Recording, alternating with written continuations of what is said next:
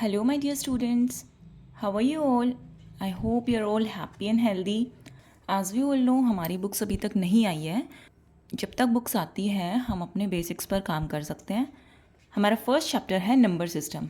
तब तक हम उसके बेसिक्स पर काम करते हैं और अपने बेसिक्स को स्ट्रॉन्ग करते हैं. So let's get started. हमने बचपन से नंबर्स के बारे में पढ़ा है. We all know what numbers are. Counting numbers. सबसे पहले हम छोटे थे, हमें काउंटिंग सिखाई जाती थी. जब हम छोटे थे हमें काउंटिंग सिखाई जाती थी 1 से, है ना.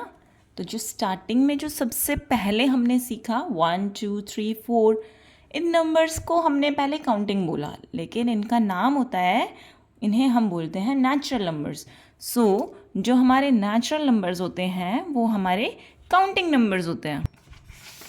So the counting numbers, that is 1 2 3 4 5 up to infinity, these counting numbers are natural numbers. Natural numbers को हम n से रिप्रेजेंट करते हैं. अब आते हैं होल नंबर्स पर. होल नंबर्स नेचुरल नंबर्स तो होंगे होल नंबर्स में, बट उनमें एक एडिशनल नंबर ऐड हो जाता है विच इज़ ज़ीरो. जब नेचुरल नंबर्स में हम ज़ीरो ऐड कर देते हैं तब वो हमारे हो जाते हैं whole numbers. So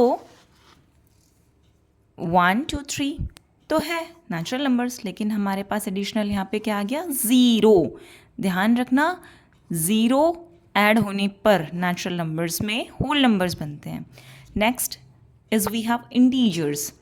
so if we add negative numbers in whole numbers, that is all the negative numbers, 0 and all the positive numbers, अगर हम इनको कंबाइन करें तो हमारे पास बन जाते हैं इंटीजर्स. इंटीजर्स को हम i या फिर z से डिनोट करते हैं. अब अगर मैं आपसे पूछूं क्या सारे होल नंबर्स नेचुरल नंबर होते हैं, कमेंट में आंसर करके बताना ज़रा. Let's recall once again. Natural numbers, all the counting numbers are natural numbers. If we add 0 to natural numbers, then we get whole numbers. And if negative numbers are also included in whole numbers, it becomes integers. सबसे छोटा हमारे पास natural number होगा, फिर उसके बाद whole numbers, फिर उसके बाद इंटीजर्स. आई होप आपको इतना समझ में आया होगा. अब एक बहुत ही कॉमन सिंपल क्वेश्चन है जो बहुत सारे बच्चों को नहीं पता होता. अब हम यहाँ पे अपने बेसिक स्ट्रॉन्ग करने बैठे हैं, इसीलिए मैं आपको एक छोटी सी बात, तो छोटी है लेकिन बहुत सारे ऐसे बच्चे हैं जो स्टिल उस चीज़ में कंफ्यूज्ड है, उन्हें नहीं पता. वो है ओड नंबर्स और इवन नंबर्स क्या होते हैं. Do you know what are odd numbers and even numbers? Okay, very good. जिन्हें नहीं पता उनको मैं बता देती हूँ. ओड नंबर्स वो नंबर्स होते हैं जो 2 की टेबल में नहीं आते, और इवन नंबर्स वो होते हैं जो 2 की टेबल में आते हैं. अब आप कहोगे मैम हमने बहुत बार पढ़ लिया, हमें याद नहीं होता. कैसे याद करें, भूल जाते हैं, कन्फ्यूज़न हो जाती है कि इवन है या ओड है. इसको याद ऐसे करना है आपको. ओड सिचुएशन, ओड सिचुएशन यानी कि अलग, अजीब, यार ये तो बड़ा ओड लग रहा है, यार ये तो बड़ा अजीब लग रहा है. तो ओड यानी कि 2 से रिलेट करते हैं हम उसे. जो 2 से अलग होंगे वो हमारे होंगे ओड नंबर्स, और 2 से मैच करते होंगे या 2 की टेबल में आ रहे होंगे उन नंबर्स को हम इवन नंबर बोलते हैं. अगर हम बहुत ही सिंपल लैंग्वेज में से समझना चाहें तो हम इसे ऐसे समझ सकते हैं. आई होप आपको इतना समझ में आया होगा. Natural numbers, counting numbers, whole numbers, 0 is included in natural numbers, integers, negative numbers, 0 and positive numbers, odd numbers जो 2 की टेबल में नहीं आते, and even numbers जो 2 की टेबल में आते हैं. Okay, now let's come to rational numbers. What are rational numbers? Do you know what rational numbers are? Ma'am पढ़ा तो है, थोड़ा PQ से रिलेटेड होता है बट अभी याद नहीं आ रहा. चलो अभी मैं बताती हूँ आपको. Listen carefully. Okay, rational numbers वो नंबर्स होते हैं जिनको हम p/q की फॉर्म में रिप्रेजेंट कर सकते हैं. जैसे हमने फ्रैक्शंस पढ़े हैं ना, फ्रैक्शंस कैसे होते थे, 2/3, 4/6, है ना. तो जो p/q की फॉर्म में रिप्रेजेंट हो सकते हैं. रैशनल नंबर्स वो नंबर्स होते हैं जिन्हें हम p बाई q के फॉर्म में रिप्रेजेंट कर सकते हैं। एंड आपको ये कंडीशन याद रखनी है कि p एंड q ये इंटीजर्स होने चाहिए। This is very important. बहुत सारे बच्चे होते हैं जो ये तो याद कर लेते हैं कि p बाई q की फॉर्म में होते हैं, लेकिन उनको ये याद नहीं रहता है कि जो हमारा p और q है वो हमारा इंटीजर होना चाहिए और हमारा q 0 के इक्वल नहीं होना चाहिए। अभी हम पीछे पढ़ के आए हैं इंटीजर्स क्या होते हैं। इंटीजर यानी कि negative number, positive number, zero. अच्छा, ज़ीरो हो सकता है? नहीं ना, ज़ीरो नहीं होना चाहिए। p 0 हो सकता है, चलो देखते हैं आगे।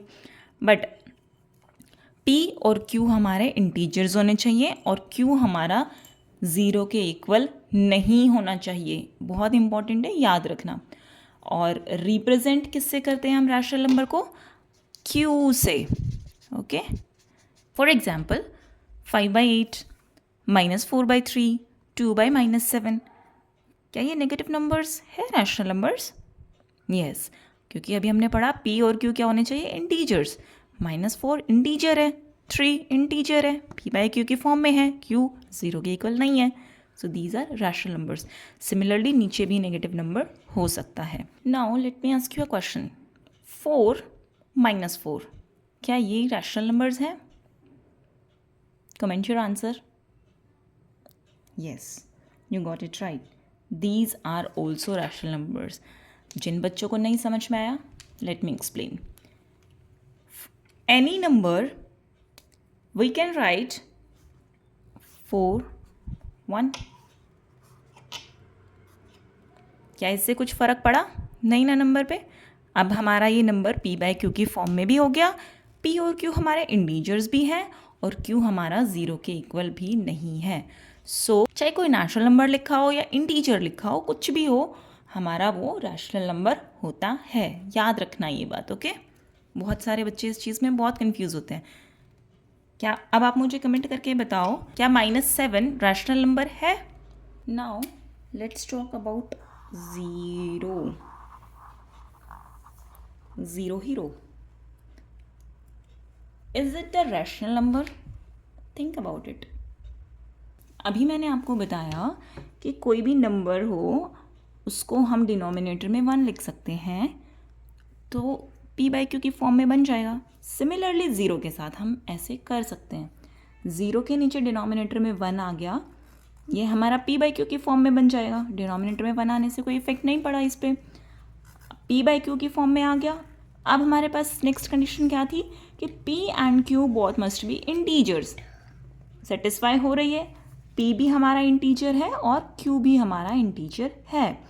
And next condition is q must not be equal to 0, और यहाँ पे हमारा q नॉट इक्वल टू 0 है, दैट इज 1। तो therefore 0 is also a rational number. Next we will learn about terminating, non-terminating and recurring decimal form in the next video. Stay connected.